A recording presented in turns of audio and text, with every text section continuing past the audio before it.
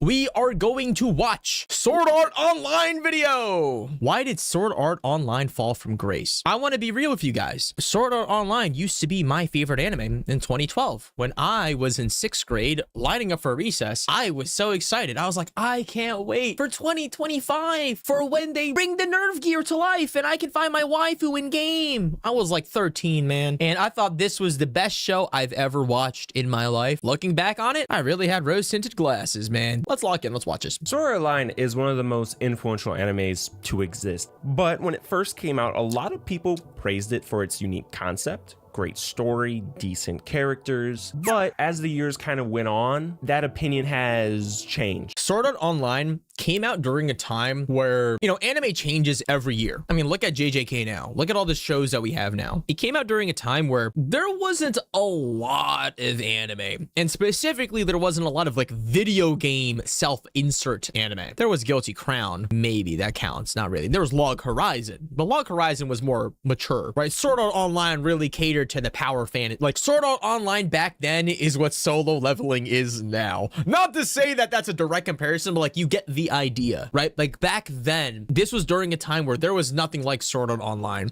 during a time when video games were becoming more mainstream, during a time where, you know, kids are growing up, you know, playing video games, you want to be the biggest, strongest character in an RPG. It was a cool concept. There was stakes. You're in the game. If you die in real life. Fuck. Right? Like it had everything going for it. But like we said, the author was 15, right? The author made Sword Art Online when he's 15. Now that we're not 15, it makes sense. We don't like it, right? Slightly. And by slightly, I mean a lot. So the question is, why did Sword Art Online go from being the king of these This scene right here, I defined my whole personality after this scene. I thought it was so cool. genre to being one of the most hated anime series to exist?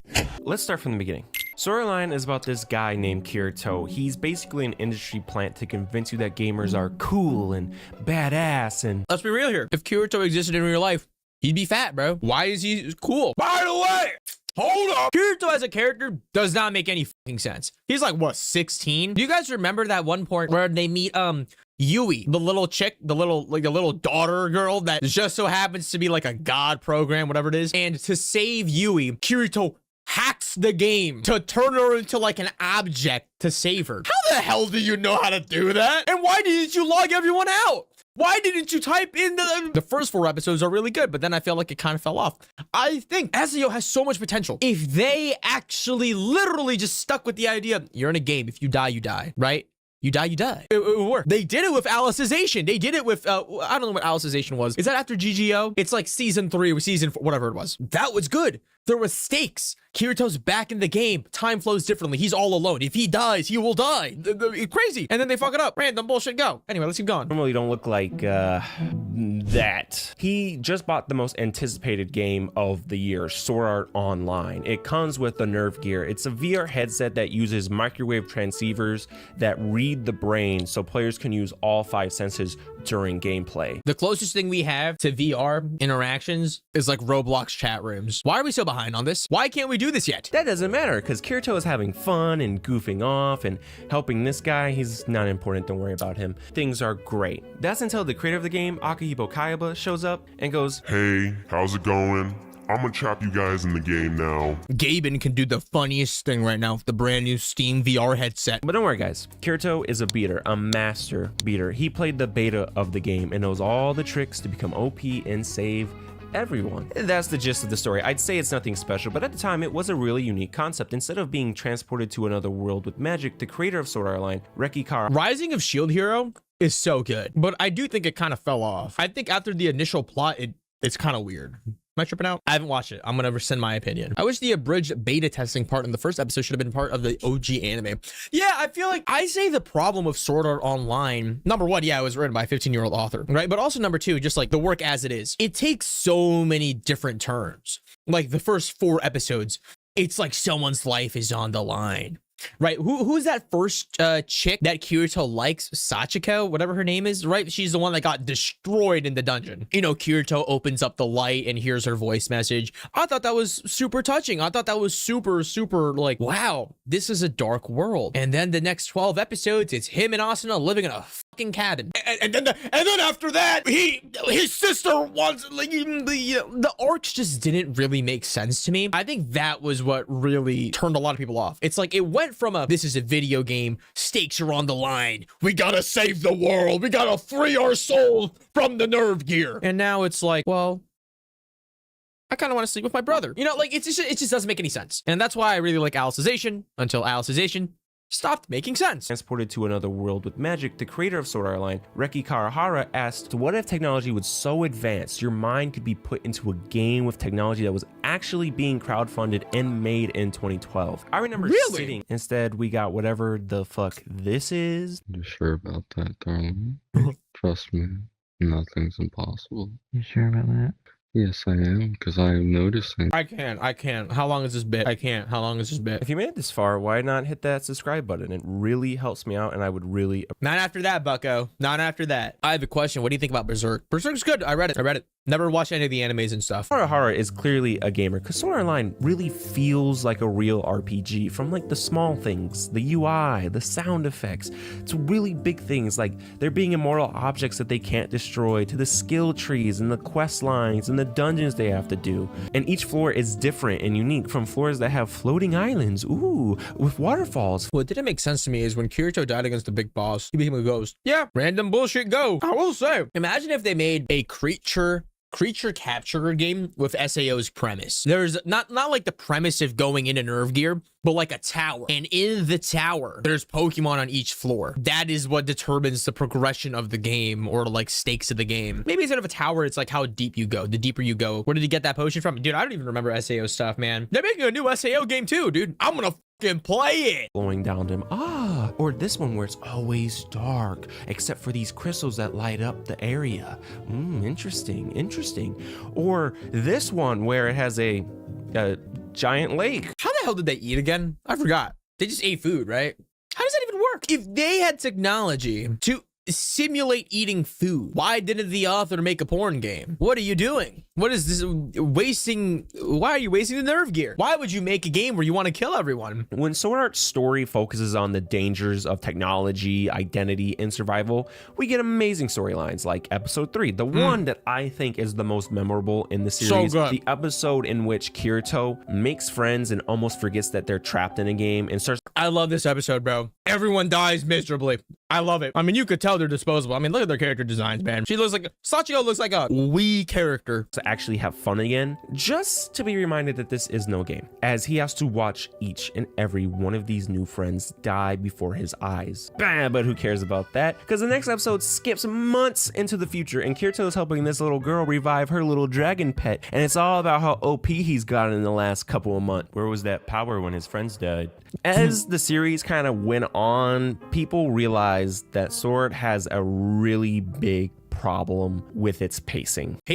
Okay, let me think. First couple of episodes, setting the story, couple of time skip jumps. Kirito's so strong, so cool. I don't know, actually. I'm interested. Sword Art's pacing is actual dog water. Out of 100 floors, we only get to see 2 get cleared. A lot of it happens off screen. Actually, out of 25 episodes, they only spend 14 trapped in the game. So if the series that's about people trapped in a game until they clear all the floors doesn't focus on clearing the floors, then what does the series actually focus on? I wish they would just rewrite SAO. Like, imagine they not retconned it, like had an alt story where Kirito and Asuna don't exist, and they did the story as is with a different MC. Dude, I feel like that'd be so sick. Oh my gosh. Like, what was the terrorist group that was in SAO? The coffin people, the deaf, whatever coffin, the evil guys, right? The PKers, player killers. Oh my God. I feel like that'd be so sick to dive into the dynamics between different clans, the bosses, there's so much potential. Hypothetically, if you became one of these background characters and got trapped into a game, would you be someone who goes to the top or be someone with a normal job?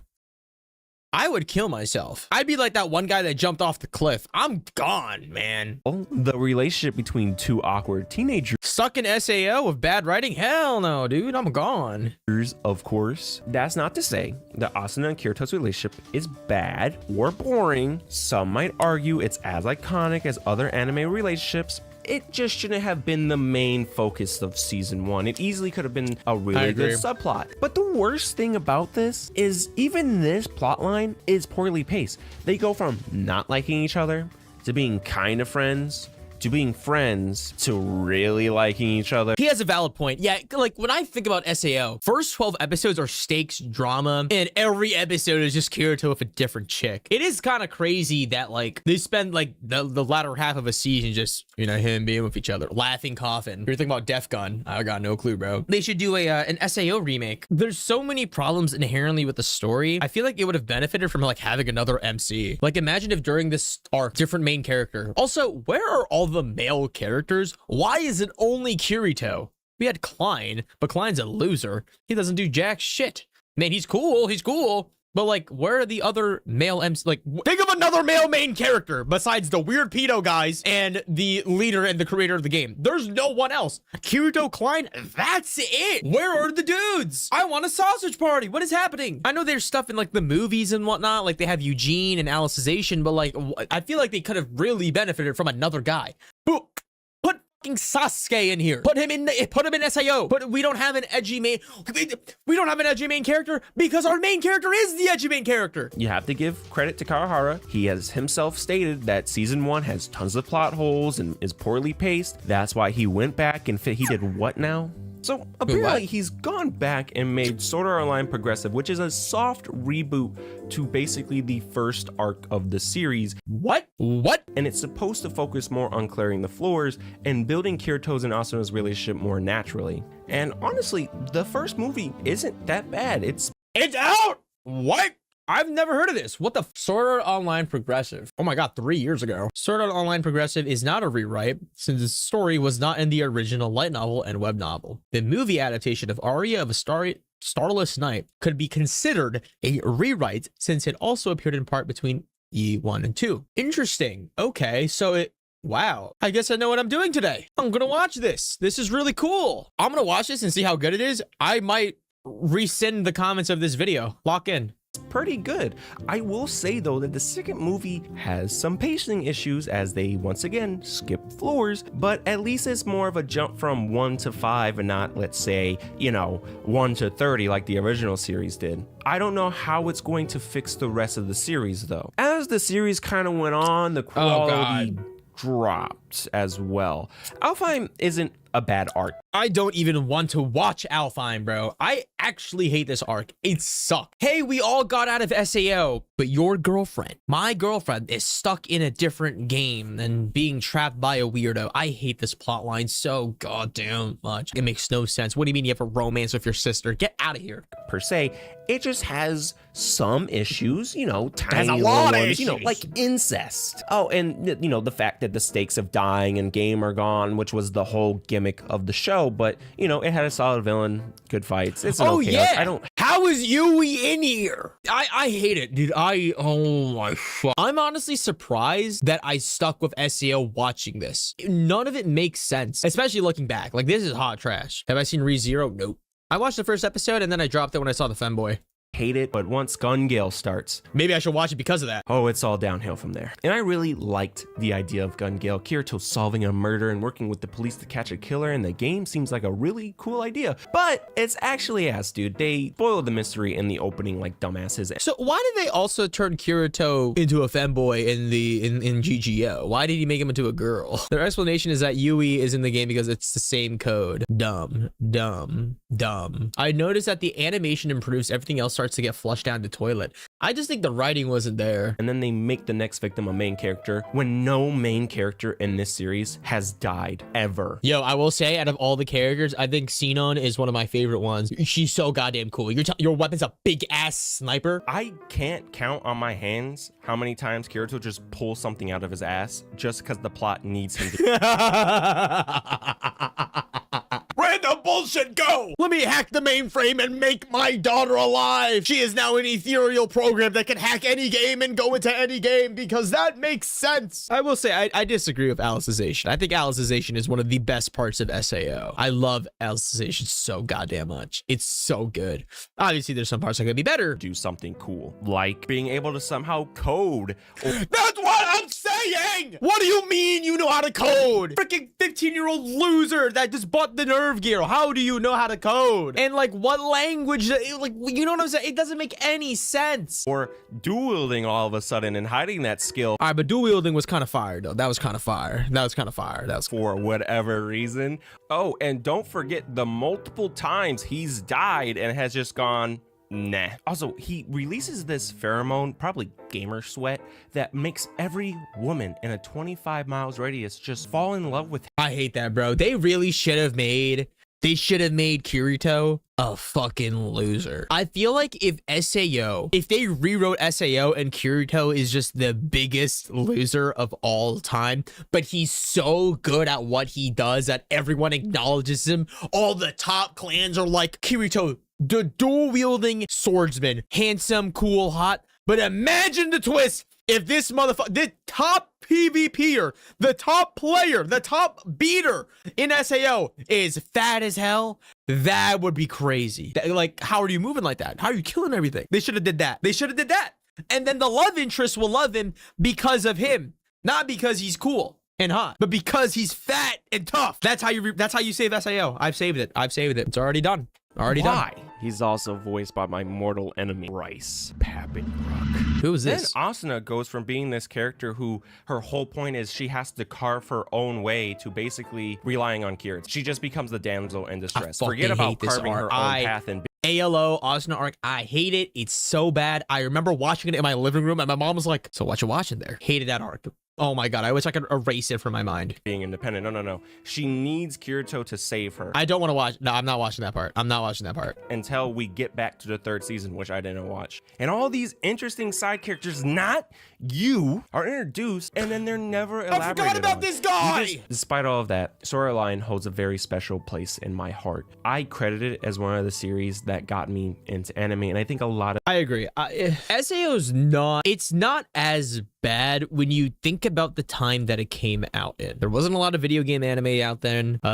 It did a lot of things right for the time, but holy moly, man. It's like people can relate to that. And again, despite it being flawed, it did inspire a lot of creators and did help the genre explode into popularity, even if that genre now releases some of the worst slop that I have ever seen in my entire life. we gotta watch Isekai Slop, dude. We gotta watch Isekai Slop. Is SAO an isekai? Technically it is, right? Like, even though it's a video game world, it is an isekai, right? You know what the OG crazy isekai was? I'm not gonna say it, actually. Does deserve credit for what it meant to us when we first watched it. Thank you guys so much for watching. Fire video. Why did Sword Art Online fall from grace? Fire video. For what it was at the time of, I think it accomplished a lot of things right. Video game, anime, isekai.